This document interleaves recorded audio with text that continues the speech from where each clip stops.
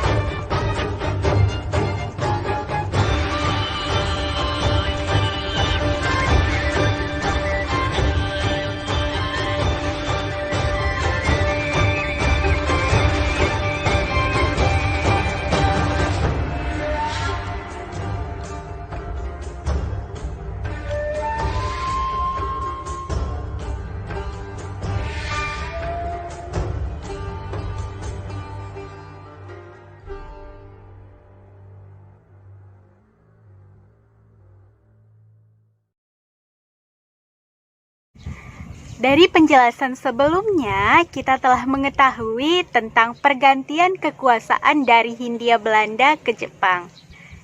Setelah Hindia Belanda resmi menyerah tanpa syarat kepada Jepang, maka seketika itu Indonesia merdeka dari kolonial Belanda. Namun, kesejahteraan rakyat yang diharap-harapkan masih sangat jauh dari kenyataan. Pasalnya, menyerahnya Hindia Belanda berarti diserahkannya pula Indonesia kepada bangsa kolonial yang baru, yakni Jepang. Yang menjadi pertanyaan adalah bagaimana kondisi Indonesia di bawah penjajahan Jepang yang hanya seumur jagung itu.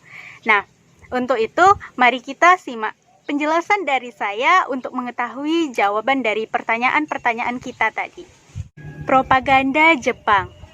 Meskipun kedatangan Jepang seperti juga Belanda adalah tujuan utamanya untuk menjajah Indonesia, tetapi Jepang ini diterima dan disambut lebih baik oleh bangsa Indonesia.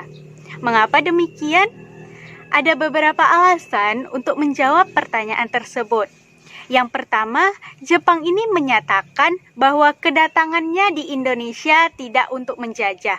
Bahkan, ia bermaksud untuk membebaskan rakyat Indonesia dari belenggu penjajahan Belanda. Lalu, Jepang ini melakukan propaganda melalui gerakan 3A. Gerakan 3A ini yaitu Jepang Cahaya Asia, Jepang Pelindung Asia, dan Jepang Pemimpin Asia. Dan juga Jepang ini mengaku sebagai saudara tua bangsa Indonesia yang datang dengan maksud hendak membebaskan rakyat Indonesia. Adanya semboyan Hoku Ichiu, pemimpin-pemimpin pergerakan di Indonesia pun sudi belajar dengan Jepang. Alasannya, pada saat itu Jepang ini sedang dalam keadaan kuat, sedangkan Indonesia dalam keadaan yang masih lemah. Untuk itulah, maka Indonesia sangat membutuhkan bantuan dari Jepang. Berkat propaganda itulah, bangsa Indonesia ini menerima Jepang dengan suka hati. Tetapi, lihat apa yang dilakukan Jepang oleh bangsa Indonesia. Pendudukan Jepang di Indonesia. Dalam catatan sejarah, pada 1868, Jepang ini mulai tumbuh dan berkembang menjadi negara yang modern. Hal ini terjadi tepatnya setelah restorasi Meiji. Pada 1867, Pangeran Matsuhito dinobatkan sebagai Kaisar Jepang dan ia bergelar Meiji Tenno. Kaisar Meiji ini merupakan motor penggerak pembaharu negara Jepang dalam segala bidang. Pembaharuan ini berhasil dengan sangat menakjubkan. Dalam melaksanakan pembaharuannya agar setara dengan negara-negara barat, pemerintah Meiji ini memerlukan pengetahuan teknik barat untuk melaksanakan kebijakan-kebijakannya. Kebijakannya yakni banyak ahli barat itu didatangkan ke Jepang dengan gaji yang sangat besar. Lalu teknologi yang diserap disesuaikan dengan kondisi atau keperluan bangsa Jepang. Lalu mereka meletakkan dasar-dasar untuk pembangunan perindustrian yang modern. Dan juga pemerintah ini dimodernisasi dengan mengambil model pemerintahan barat pada abad ke-19. Kementerian-kementerian ini dibentuk, misalnya adanya Kementerian Keuangan, Kementerian Angkatan Darat, lalu Kementerian Angkatan Laut, dan juga Kementerian Pendidikan Umum. Ada juga sistem peradilan dan hukumnya yang modern mengikuti dengan sistem peradilan dan hukum model Prancis dan juga Jerman. Lalu Jepang menciptakan sistem perbankan, juga jaringan telegraf dan jalan kereta api yang mulai dibangun. Dalam waktu sekitar 10 tahun saja setelah restorasi, proses pembangunan di Jepang ini telah berjalan dengan sangat pesat. Kesuksesan Jepang ini khususnya dalam bidang industri yang mendorong Jepang untuk menjadi negara imperialis karena tuntutan mendasar untuk memenuhi kebutuhan akan bahan mentah dan juga pemasaran hasil industri. Faktor lain yang mendorong Jepang untuk menjalankan politik imperialisme adalah adanya ajaran Hoku Ichiu dalam Shintoisme yang mengajarkan tentang kesatuan keluarga umat manusia. Sebagai bangsa yang telah maju, Jepang ini mempunyai kewajiban untuk mempersatukan dan juga memajukan bangsa-bangsa lain di dunia. Tuntutan yang mendasar untuk memenuhi kebutuhan akan bahan mentah dan juga pemasaran hasil industri Jepang inilah yang memunculkan keinginan Jepang untuk mempersatukan Asia dalam kekuasaannya. Hal ini sekaligus juga untuk mengimbangi kekuatan dan juga kekuasaan imperialis Barat. Salah satu negara di Asia yang diminati oleh Jepang adalah Indonesia. Nah, itulah yang menyebabkan Jepang menyerang dan juga berusaha untuk menduduki Indonesia. Tujuan utama pendudukan Jepang di Indonesia ialah Indonesia ini dijadikan sebagai daerah penghasil dan juga pensuplai bahan mentah dan juga bahan bakar bagi kepentingan industri Jepang. Dan juga Indonesia ini dijadikan sebagai tempat pemasaran dari hasil industri yang dihasilkan oleh Jepang. Indonesia dijadikan tempat pemasaran hasil industri Jepang dikarenakan jumlah penduduk Indonesia ini yang sangat banyak. Lalu Indonesia dijadikan sebagai tempat untuk mendapatkan tenaga buruh yang sangat banyak dengan upah yang sedikit dan juga relatif murah. Dengan tujuan itulah, Jepang ini harus mampu membungkus tujuan-tujuan mereka yang sebenarnya jelas sangat merugikan bangsa Indonesia. Tetapi mereka pandai menyembunyikannya dengan propaganda-propaganda agar diterima oleh bangsa Indonesia. Nah, propaganda-propaganda yang dilakukan oleh pihak Jepang yang cukup menarik simpati rakyat Indonesia, yaitu Jepang adalah saudara tua bagi bangsa Indonesia di Asia, dan ia berjanji untuk membebaskan Asia dari penindasan bangsa Barat. Lalu, Jepang ini memperkenalkan semboyan gerakan 3A, yakni Jepang Pemimpin Asia, Jepang Pelindung Asia, dan Jepang Cahaya Asia. Jepang ini menjanjikan kemudahan bagi bangsa Indonesia seperti janjinya untuk menunaikan ibadah haji, menjual barang dengan harga yang murah. Lalu, Jepang ini memperkenalkan pengibaran bendera merah putih yang bersamaan dengan pengibaran bendera Jepang, yaitu Hinomaru. Rakyat Indonesia ini pun diperbolehkan untuk menyanyikan lagu Indonesia Raya, tetapi harus bersamaan dengan lagu kebangsaan Jepang, yakni Kimigayo. Kebijakan-kebijakan Jepang di Indonesia. Yang pertama, yakni kebijakan Jepang dalam bidang politik dan juga pemerintahan. Pendudukan Jepang di Indonesia dibagi menjadi 3 wilayah. Pemerintahan militer Angkatan Darat ke-25, Tentara ke-25, wilayah kekuasaannya ini meliputi Sumatera dengan pusat pemerintahannya di Bukit Tinggi. Lalu pemerintahan militer Angkatan Darat ke-16 dengan atau Tentara ke-16, wilayah kekuasaannya ini meliputi Jawa, Madura, dan pusat pemerintahannya yang berada di Jakarta. Lalu yang ketiga, yakni pemerintahan militer Angkatan Laut 2 atau Armada Selatan Kedua. Wilayah kekuasaannya ini meliputi Sulawesi, Kalimantan, dan juga Maluku dengan pusat pemerintahannya yang berada di Makassar. Nah, pemerintahan pendudukan militer di Jawa sifatnya ini hanya sementara. Sesuai dengan Osamu Seirei nomor 1 pasal 1 yang telah dikeluarkan pada 7 Maret 1942 oleh Panglima Tentara ke-16. Undang-undang ini menjadi pokok dari peraturan-peraturan ketatanegaraan pada masa pendudukan Jepang. Undang-undang tersebut ini telah mengisyaratkan bahwa pemerintahan pendudukan Jepang berkeinginan untuk terus menggunakan aparat sipil yang lama beserta para pegawainya. Hal ini dimaksudkan agar pemerintahan ini dapat terus berjalan dan kekacauan dapat dicegah.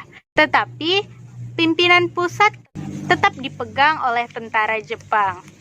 Tetapi usaha-usaha mereka untuk membentuk pemerintahan setempat ternyata tidak berjalan lancar. Jepang ini masih sangat kekurangan tenaga pemerintahan.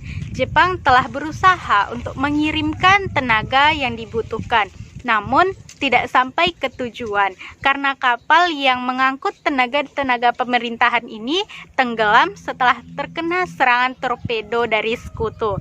Akhirnya Jepang ini terpaksa untuk mengangkat pegawai dari bangsa Indonesia asli. Hal ini pun memberikan keuntungan bagi pihak Indonesia karena memperoleh pengalaman dalam bidang pemerintahan. Dan menurut Undang-Undang Nomor 27 Tahun 1942 tentang perubahan tata pemerintahan daerah, seluruh Pulau Jawa dan juga Madura kecuali kedua Kochi, Surakarta dan Yogyakarta ini dibagi atas 6 wilayah pemerintahan, yaitu yang pertama itu Shu atau Keresidenan yang dipimpin oleh seorang Shuko. Lalu ada Shi, yaitu kota praja yang dipimpin oleh oleh seorang shiko. Yang ketiga yaitu ken atau kabupaten yang dipimpin oleh seorang kenko.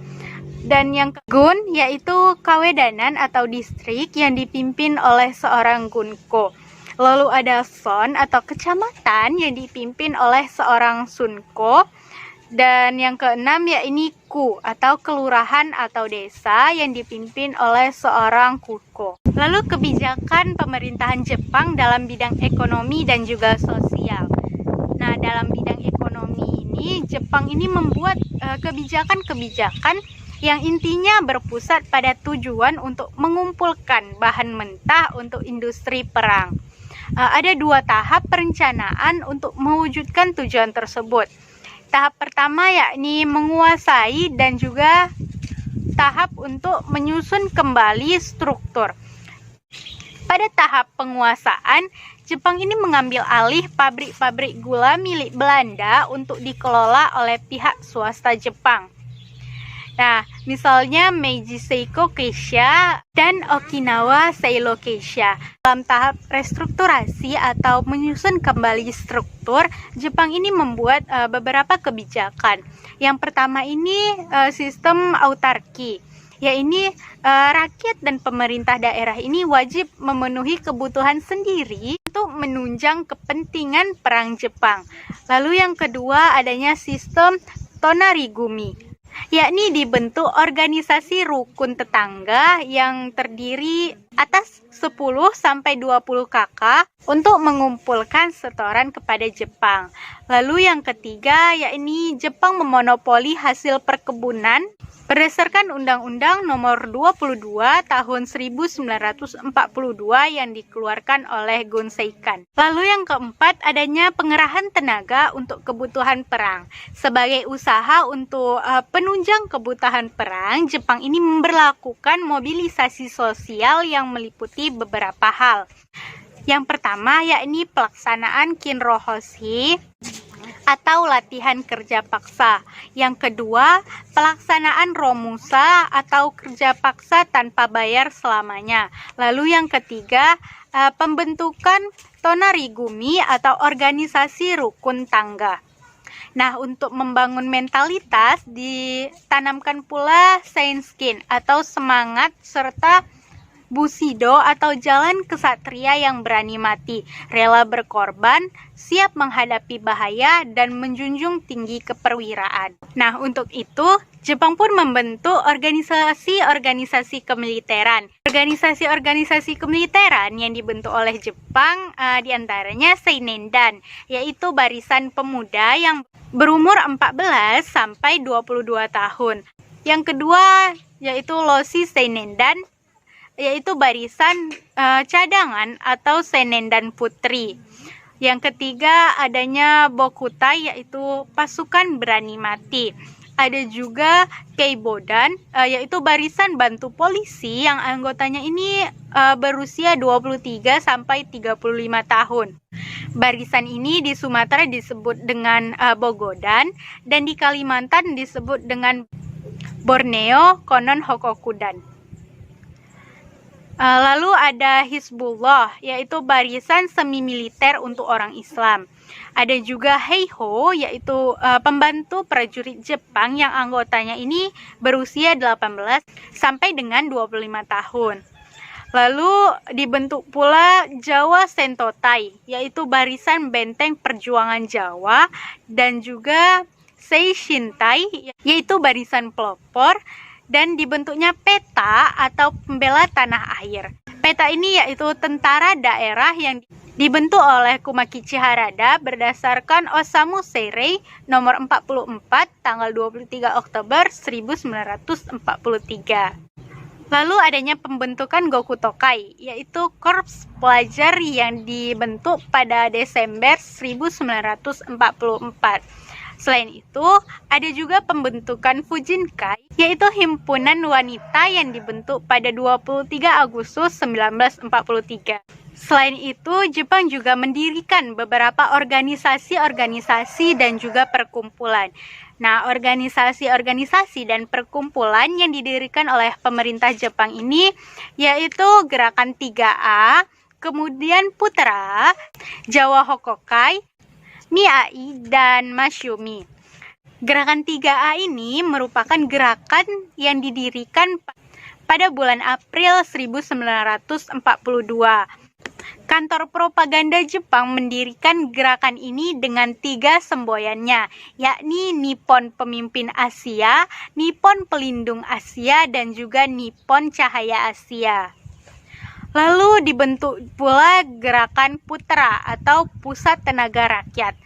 Putra ini dibentuk untuk menggantikan gerakan 3A. Putra ini didirikan pada 1 Maret 1943 yang dipimpin oleh 4 serangkai, yaitu Soekarno, Muhammad Hatta, Ki Haji Mas Mansur, dan Ki Hajar Dewantara. Bagi pihak Jepang, Putra ini dibentuk dengan tujuan untuk memusatkan seluruh kekuasaan masyarakat demi membantu usaha Jepang. Gerakan ketiga yang dibentuk oleh Jepang yaitu Jawa Hokokai. Pada 1944, Panglima Tentara Jepang di Jawa ini menyatakan berdirinya Jawa Hokokai atau Gerakan Kebaktian Jawa. Organisasi ini dibentuk karena semakin menghebatnya perang di Asia dan juga di Pasifik. Nah, kebangkitan ini menjadi 3 dasar, yakni mengorbankan diri, mempertebal persaudaraan, dan juga melaksanakan tugas untuk Jepang pasti. Nah, gerakan yang keempat yaitu MIAI, yakni singkatan dari Majelis Islam ala Indonesia. MIAI ini secara resmi didirikan pada 1937 di Surabaya dengan pemimpin pertamanya yaitu Kiai Haji Mas Mansur dan Wondo Amiseno. Setelah itu adanya pengerahan tenaga kerja oleh pihak Jepang. Jepang juga membutuhkan bantuan tenaga untuk membangun sarana pendukung perang, antara lain yakni kubu pertahanan, jalan raya, rel kereta api, jembatan, dan juga lapangan udara. Nah, oleh karenanya, Jepang ini membutuhkan banyak tenaga kerja. Pengerahan tenaga kerja itulah yang disebut dengan istilah Romusa. Selain itu, Jepang juga melakukan eksploitasi sumber kekayaan Indonesia.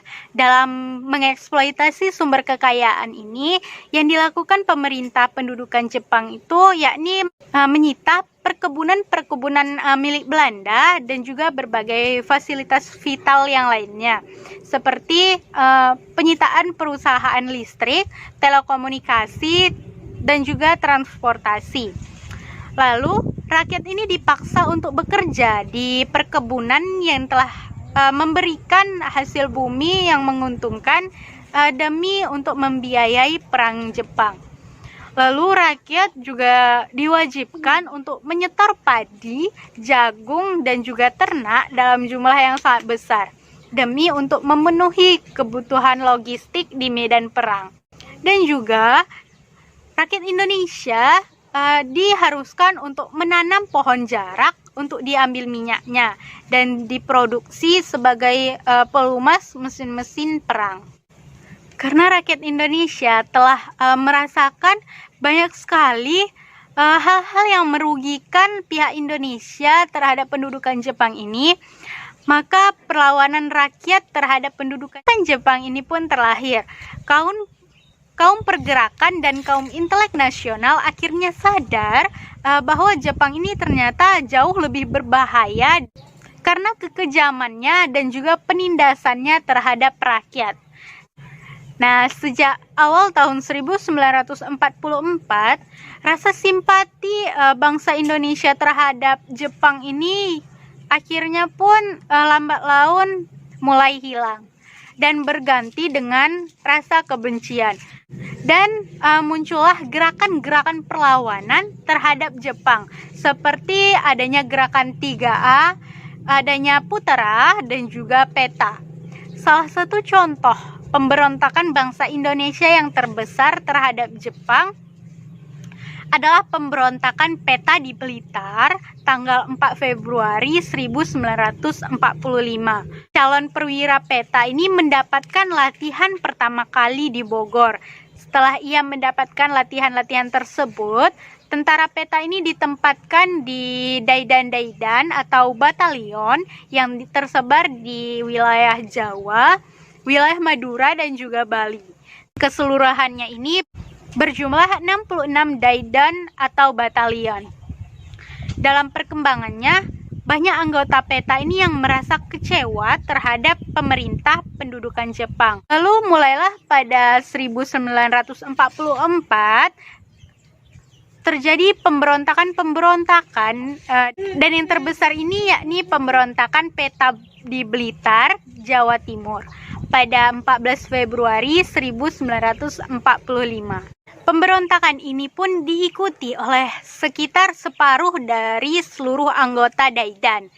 Tetapi sayangnya pemberontakan yang dipimpin oleh Supriyadi dan juga Muradi ini dapat ditumpas oleh Jepang. Peristiwa ini pun diabadikan sebagai Hari Peta. Lalu pada Maret 1945, Jepang ini membentuk Badan Penyelidik Usaha Persiapan Kemerdekaan Indonesia atau sering disebut dengan BPUPKI. Pada pertemuan pertamanya di bulan Mei, Supomo ini membicarakan integrasi nasional melawan individualisme perorangan.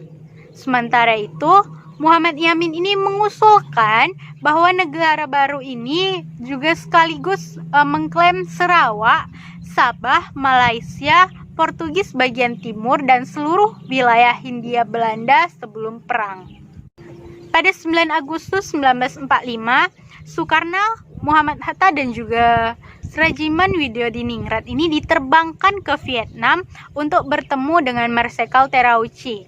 Mereka ini diberi kabar bahwa pasukan Jepang ini sedang menuju kehancuran. Tetapi Jepang ini menginginkan kemerdekaan Indonesia pada 24 Agustus. Namun, setelah melalui berbagai peristiwa prakemerdekaan, Proklamasi Kemerdekaan Indonesia akhirnya dibacakan pada 17 Agustus 1945. 2 hari sebelumnya, yakni pada 15 Agustus, Jepang ini mengumumkan bahwa Jepang menyerah tanpa syarat kepada sekutu dan menandatangani instrumen menyerah pada tanggal 2 September yang secara resmi mengakhiri Perang Pasifik dan Perang Dunia II. Menyerahnya Jepang ini dikarenakan 2 kota utama di Jepang telah luluh lantah dibom oleh sekutu pada 6 Agustus, yakni dibomnya Hiroshima, dan pada 9 Agustus dibomnya Nagasaki. Jauh sebelumnya, Jerman ini sudah menandatangani menyerah pada 7 Mei 1945. Lalu inilah yang mengakhiri teater Eropa. Pengeboman ini pun membuat Jepang sesudah perang mengadopsi non-nuklir prinsip, yakni melarang negara itu untuk memiliki senjata nuklir. Pada 17 Agustus 1945 pagi, Soekarno membacakan pernyataan kemerdekaan tersebut di hadapan sekelompok orang yang relatif sedikit jumlahnya di luar rumahnya sendiri. Bendera merah putih pun dikibarkan dan berkumandanglah lagu Indonesia Raya. Republik Indonesia telah lahir. Sementara itu, sekutu sebagai pihak yang menang yang hampir sama sekali tidak mengetahui apa yang telah terjadi di Indonesia. Selama berlangsungnya perang, dengan tergesa-gesa merencanakan kedatangan mereka untuk menerima penyerahan pihak Jepang dan juga untuk memulihkan kembali rezim kolonial. Akan tetapi, zaman Jepang telah menciptakan kondisi yang begitu kacau, telah begitu mempolitisasi rakyat, dan juga telah begitu mendorong para pemimpin dan juga generasi tua maupun generasi muda untuk mengambil prakarsa dengan sedemikian rupa, sehingga pihak sekutu ini menghadapi suatu perang kemerdekaan revolusioner. Temumu di dalam semak, lari terbang mendengar babat. Terima kasih telah menyimak, semoga bisa memberi manfaat. Assalamualaikum warahmatullahi wabarakatuh.